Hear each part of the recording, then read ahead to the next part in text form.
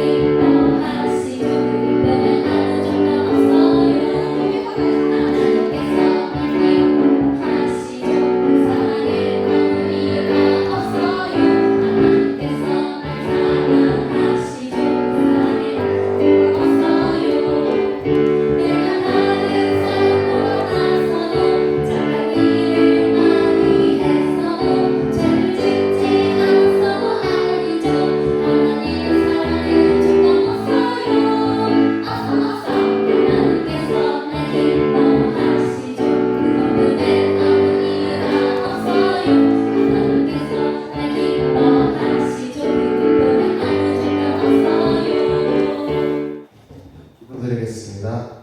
주님 감사합니다. 오늘도 이렇게 많은 어린이들 주님 앞에 나와서 예배드리게 하시네 감사합니다.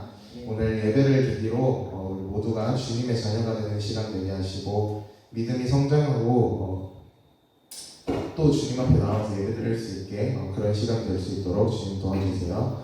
이제 말씀을 듣습니다. 또 일주일 살아갈 때에 마음속에 오늘 들은 말씀 기억하고 살아가게 해주시고 다음 주에도 또 나와서 같이 예배드리고 즐거운 시간 보내게 해주시고 오늘 예배 끝나는 시간까지 주님 함께 해주세요. 예수님의 이름으로 기도드렸습니다. 네.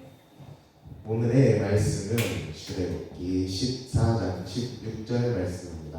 다 같이 읽을까요? 시작!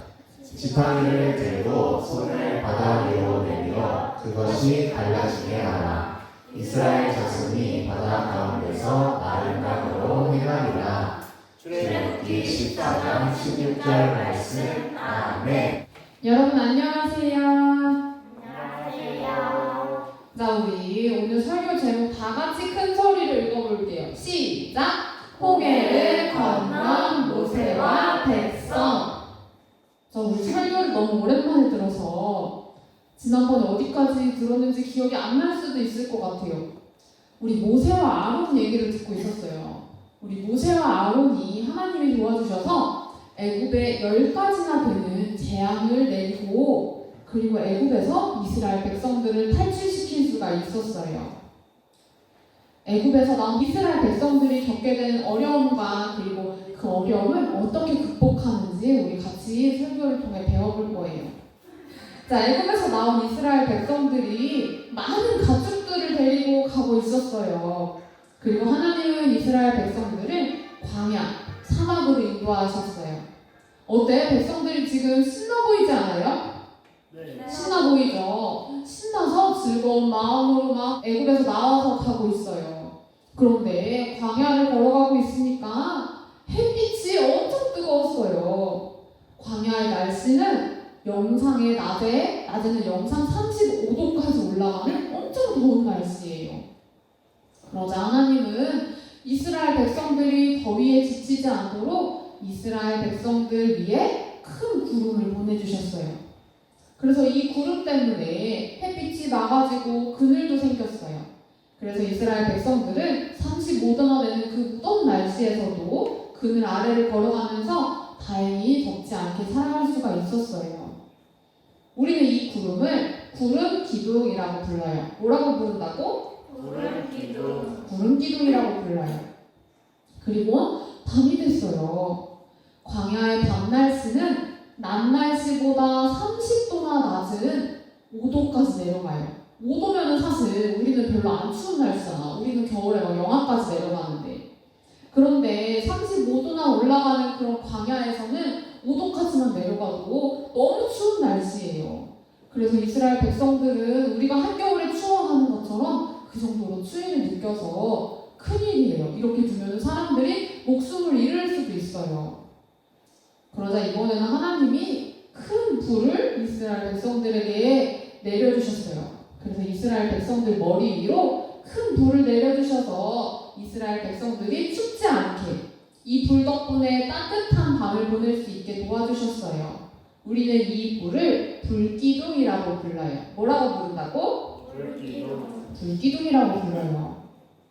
자, 그랬는데 이렇게 이스라엘 백성들이 광야를 건너가고 있는데 이스라엘 백성을 보내주고 난 애굽 황제는 갑자기 이스라엘 백성들을 돌려보내고 나니까 갑자기 화가 머리 끝까지 나는 거예요.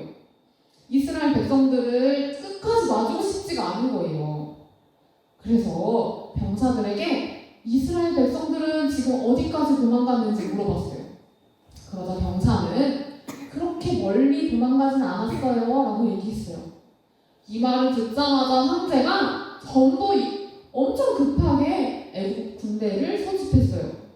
그리고 이스라엘 백성들을 다시 잡으러 추격하기 시작했어요.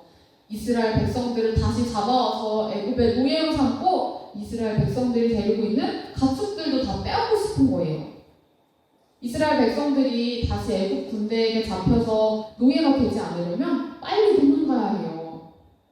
근데 이스라엘 백성 앞에 지금 뭐가 보여요, 여러분? 물이 보이죠? 이게 바로 홍해바다예요. 백성들이 막 도망치고 있으니까 갑자기 앞에는 홍해바다가 나타나고 뒤에서는 누가 쫓아와? 애국의 병사들. 맞아요. 애국의 병사들이 쫓아오고 있는 거예요. 이스라엘 백성들이 오도 가도 못하는 신세가 됐어요. 이대로 가면 앞으로 가면 홍해바다에 빠져 죽을 거고 그냥 그대로 가만히 있거나 뒤로 가면 애국 군대에게 잡힐 거예요. 백성들은 절망했어요. 난 이제 살 수 있는 방법이 없어. 우리 다 끝났어. 이렇게 화를 내고 막 실망하면서 모세와 아론에게 가서 우리를 살려내라고 막 소리를 질렀어요. 그러자 모세는 이스라엘 백성들에게 얘기했어요. 놀라지 말고 두려워하지 마세요. 우리 그러면 하나님이 어떻게 하실지 한번 지켜봐요. 바로 그때 모세와 이스라엘 백성들에게 그늘을 제공해주던 그 구름 기둥이 갑자기 이스라엘 백성들 뒤로 옮겨갔어요. 그래서 이스라엘 백성과 애국 군대와의 경계가 되었어요. 애국 군대는 이 구름 기둥을 도저히 넘어올 수가 없었어요. 이때 모세가 갑자기 홍해 바다를 향해서 지팡이를 잡고 두 손을 높게 들었어요.